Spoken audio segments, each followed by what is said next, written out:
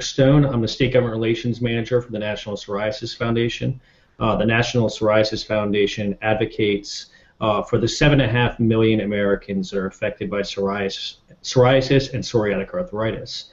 To dial down into this legislation we've worked on through the same coalition, to give you a little bit of a background, I think the approach was that there's been several pieces of legislation in either Maryland, Vermont, Connecticut that have introduced regarding step therapy, and each of those bills are different. Legislators have an appetite for seeing what other states have done, seeing their success, and repeating that. And so model language is key to giving them that piece of legislation that they can say, this is what New York did, or this is what Maryland did. It was successful. Here's a bill. It's the same. It'll work for your state as well. With that intention, the legislation it has three components to it. The first component is the clinical review criteria aspect of the legislation.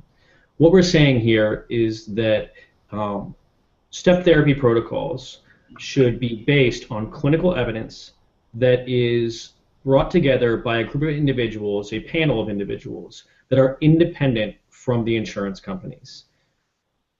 We're not trying to ban step therapy in any ways. We just believe that it should be based on pure clinical evidence from an independent panel. That's the first step to this process.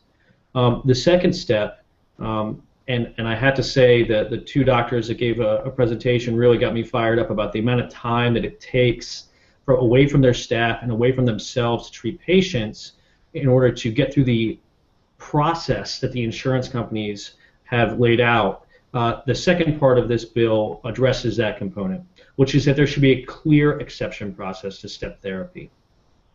I won't dial into reading the legislation, but there are several points that we provide that will provide a clear exception process.